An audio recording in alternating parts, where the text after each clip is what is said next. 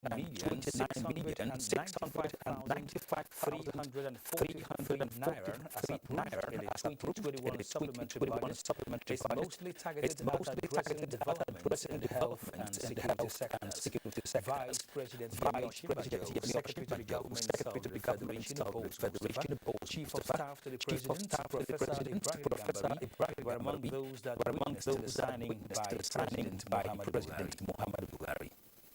President Muhammadu Buhari signed the Supplementary Appropriation Act 2021 in the presence of Vice President Yemi Osinbajo, Secretary to Government of the Federation, Boss Mustafa, Chief of Staff, Professor Ibrahim Gambari, Director General, Federation, Ben Chabese, and Senior Special Assistant to the President on National Assembly matters, Umar El-Yakum. The amount, 123.3 million naira, is for recurring non-debt expenditure, while the sum of 859.3 billion is for contribution to the development fund for the capital expenditure for the year ending on the 34th day of December 2021. President Buhari recommended to the National Assembly the expenditures, consideration, and approval of the supplementary budget, assuring that the executive arm of government would ensure the timely delivery of capital to achieve the laudable objectives of the budget. All security and offense in this country of crimes and security challenges facing the country. And so that is very important. It's very important in a center. And it has been another critical area of concern is the health sector, which of course we know there is need to invest in that sector as well. The president has about 10 of them established nationwide, nationwide, and some which had in the ones, especially the ones as well as we had companies. Meanwhile, the president signed the segment of military management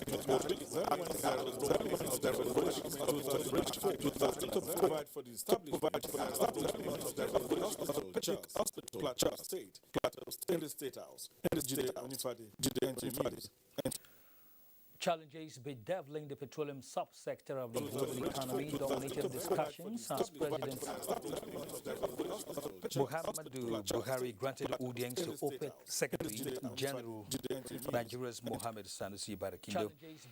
State House correspondent Adamu Sam reports that during the engagement held behind closed doors, the OPEC Secretary briefed the President on all the efforts being made, achievements recorded so far, and the projections going forward. He told President Buhari that the work is not only over for the world market, but now on the behind closed doors, and the effects clearly visible in all the benchmarks. The efforts being made, achievements recorded so far, and the projections President Muhammadu Buhari has become an enigma of some sort in the international community and especially in OPEC.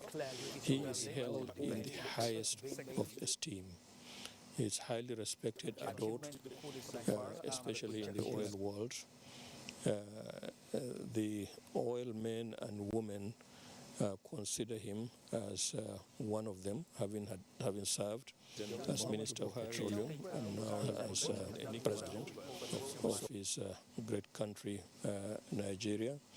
He has such an international gravitas that you would wish any president of Nigeria should have.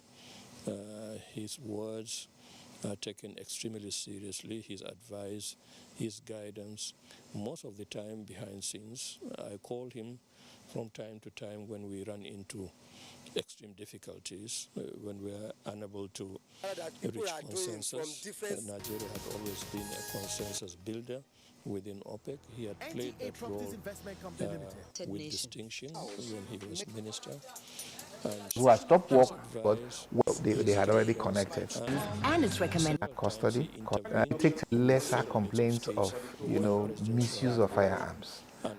And when the statistics drop suddenly, then it's hardly conviction. But they are still there. Well, he's not your friend, though. You can send, a text. Historic turmoil and has given us his advice on how we should sustain it going forward. The central bank, on its part, I know This recently. is the first time the OPEC Secretary General is visiting in the last 3 years as a result of global COVID-19 restrictions. Nigeria values ties with her long-time allies and will continue to lubricate the relationships. This is according to President Muhammadu Buhari while receiving the outgoing ambassadors of Spain and the state of Qatar in separate audiences. State House correspondent Jide Onifade reports. To Marcelino Cabanaz Ansorena, ambassador of Spain in Nigeria, President Muhammadu Buhari said Spain would ever remain relevant in the developed world, noting that Nigeria was glad to be in relationship with such country in the areas of trade, technology, education, and other spheres of life. In his words, "We have been together and we will continue to build on the relationship," the president said. Ambassador Sorena disclosed that his 4 years in Nigeria were pleasurable ones, adding that relations between the two countries continue to be excellent. He promised to be a new ambassador of Nigeria to Spain, pledging that his country would continue to invest more in agriculture, food processing, and fight human trafficking. The outgoing ambassador commented Nigeria's democracy, saying it has consolidated and will continue to grow. Also, while receiving Abdulaziz Mubarak al-Mohanadi, outgoing ambassador of the state of Qatar, President Muhammadu Buhari said relations between the two countries have been strong and credible, particularly as oil-producing nations. The president noted that the two countries were closely related and the ties would be maintained. The ambassador thanked the president for the support extended to him to make his tour of duty successful. In the State House, Jide Onifade, NTA News. In the meantime, President Muhammadu Buhari has left Abuja Monday afternoon for the United Kingdom to participate in the Global Education Summit on financing a global partnership for education. State House correspondent Adamu Sambo reports that the summit will be co-hosted by the Prime Minister of the United Kingdom, Boris Johnson, and the President of Kenya, Uhuru Kenyatta. It will bring together heads of state and government as well as other stakeholders to chart a way forward towards transforming education systems in partner countries through exchange of best practices. President Buhari was seen off at Nnamdi Azikiwe International Airport by the Chief of Staff to the President, Professor Ibrahim Gambari, FCT Minister Mohammed Musa Bello, Inspector General of Police Usman Alkali Baba, Director General, Department of State Services Yusuf Magaji Bichi, and other senior government officials. The London Education Summit will offer the opportunity for leaders to make 5-year pledges to help transform education systems in up to 90 countries and territories. During the visit, the Nigerian leader is scheduled to hold bilateral engagements with the Prime Minister, or the British Prime Minister, Boris Johnson. Now, the federal government has continued its engagements with multilateral agencies and the private sector to create special opportunities for young Nigerians. The latest is the initiative between the federal government and the United Nations International Children's Fund Emergency Fund, aimed at offering expanded education, training, and employment, and targeting 20 million young Nigerians between now and 2030. Vice President Yemi Osinbajo, during a message to the official launch of the Generation Unlimited GENU program in Nigeria this Monday, said the initiative will positively impact the country's future job growth enabling programs. The Vice President noted the importance of the program as it will provide 20 million Nigerians with digital skills, link them to entrepreneurial and other job opportunities, and assist them in realizing their full potential.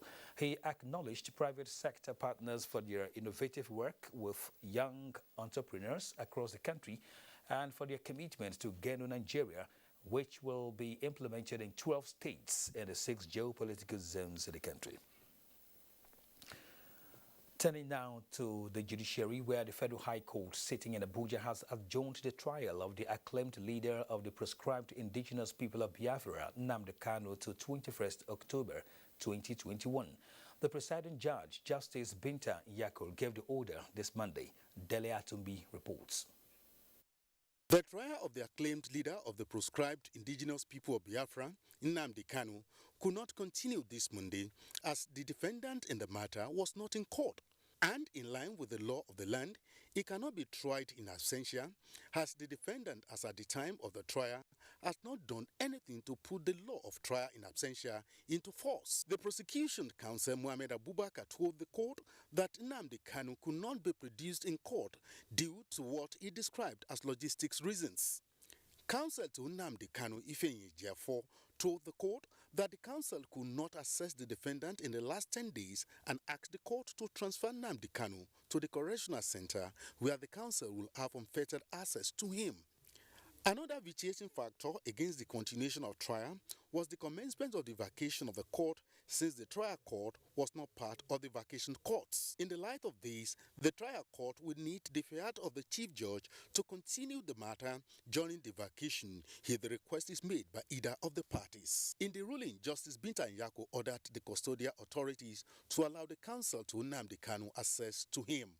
Justice Nyako also ordered the custodial authorities to produce the defendant in court at the next adjourned date. Nnamdi Kanu, before jumping bail, was arraigned on an 11-count charge. There was watertight security in and around the Federal High Court during the trial. In Abuja, Dele Atumbi, NTA News.